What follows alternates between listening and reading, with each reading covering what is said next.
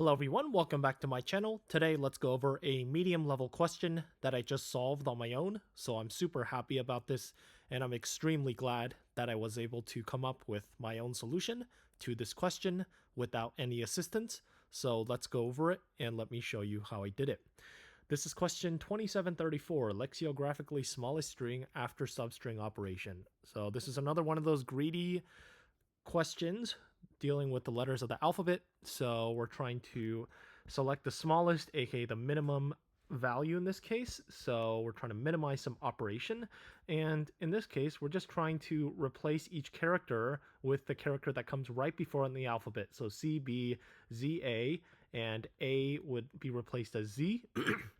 So basically the idea that I came up with is to let's just take this example and notice that as long as the replacement is less than the current character, then let's just keep doing it from the left. BA, right? When we get to Z, we're going to stop because we can only replace one substring. We have to replace exactly one substring, right? So a substring could also be the entire string itself. So this is the point where we stop and we take this substring, because if we're trying to find the smallest string, the best value, the most minimum value in terms of alphabetical order, then we're going to start from the rightmost, because the rightmost takes priority as we go. The leftmost, takes the priority as we go from left to right, right? We're going to go from left to right. Otherwise, this is why we only replace 0 to 1 here, and then the rest of the string is the same. So leftmost gets prioritized as long as the current letter, the letter that comes right before it is actually smaller than the current letter. Again, leftmost as long as it's normal, aka the current letter that is right before it in the alphabet is less than. So just want to make that clear. And in this case, you can see for AA, what happens is because Z is bigger than the current element, even though it's before in the alphabet, it's technically bigger. It has a value of 26 instead of 1, right? Because in that case, then we want to still try to minimize it, and we have to change one substring. What that means is we only care about the rightmost substring, which is just the rightmost character. We have to change one substring, aka just the rightmost. So in that case, we only change the character on the very right in that case, and then we just return a Z. So hopefully that wasn't too bad, and that made a little bit of sense when I coded up. Hopefully, you guys can understand my thought process better and how I approached this question. So now let's go ahead and make a list called good, and we're just going to keep tracking indexes from the left as long as they follow this rule, right? So this is just for this case. So for I in range length S, let's go ahead and make the letters of the alphabet: A, B, C, D, E, F, G, H, I, J, K, L, M, N, O, P, Q, R, T, U, V.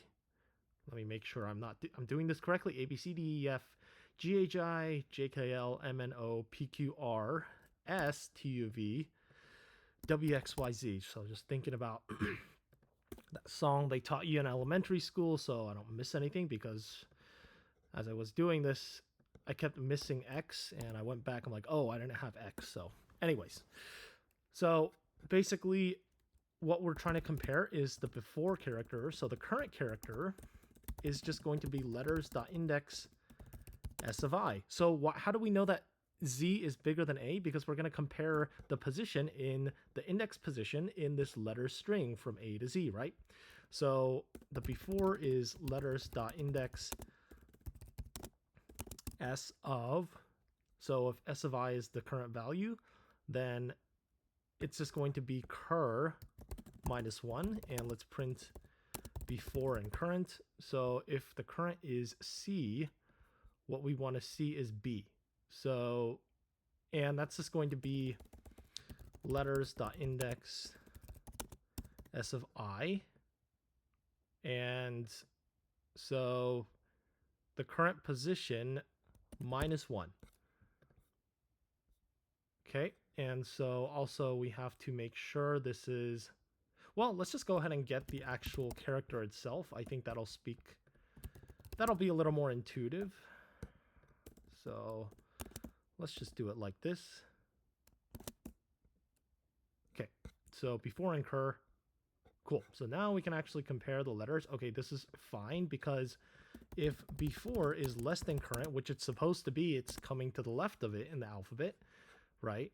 E is smaller than F, K is smaller than L, then we go ahead and append I. So we care about the index, right? So let's go ahead and print good.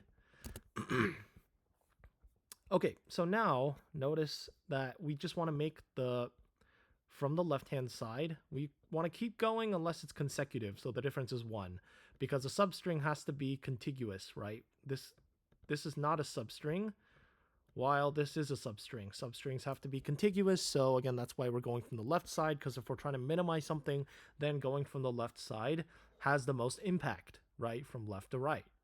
Unless it's bigger then we want to minimize the impact and go from the right side, we have to change one substring, and so that's the best we can do.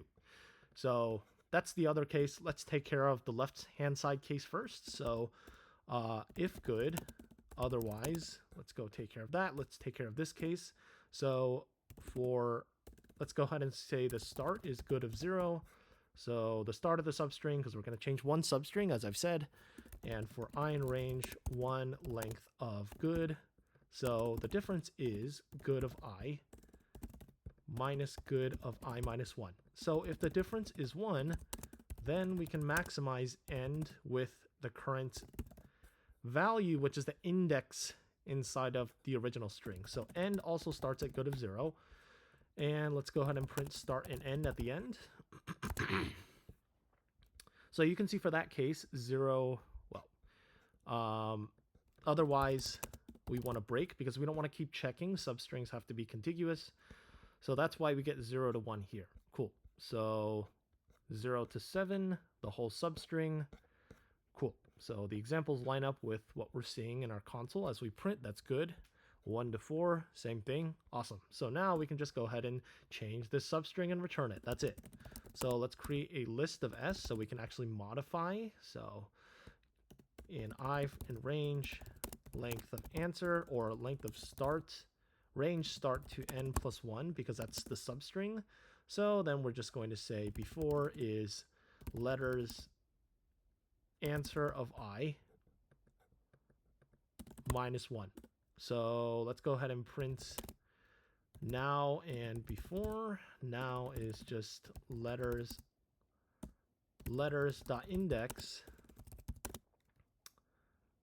Hold on 1 second. Let me make sure I'm getting this correctly. So we just want to get the current character here, which is just going to be, okay. The current character here, I'm overcomplicating this. It's just S of I, right? So the current is just S of I, or answer of I. And then before is letters.index of current minus 1. So let's print before incur. Nope, index. Okay, am I not doing this correctly? Okay, cool. So before, awesome. So now we're just going to set answer of I equal to before, and then return, because we already have that substring. That's the best substring we can get. And return the string from a list.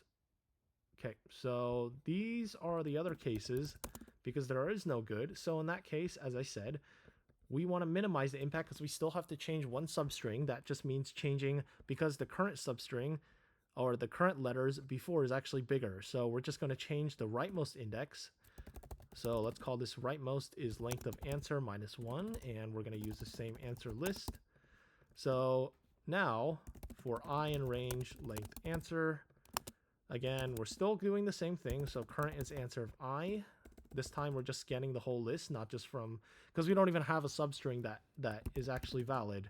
We're just going to change the rightmost substring, right? As I've explained. So letters.index current minus 1. And if we print before and current, you'll see in this case that, let's get rid of this. You'll see that this is bigger than this in terms of the alphabetical position. So if before is bigger than current, In that case, we're only going to change the rightmost. So if the index is equal to rightmost, then answer of I is equal to before, because that's minimizing the impact, right? And then at the end, we can just return the string of answer and run this. Okay, submit it. And there you go. Passes all test cases. So again, I'm super happy that I was able to come up with my own solution to this question without any assistance and solve it completely on my own. So that's going to be it for this video, and thank you for watching.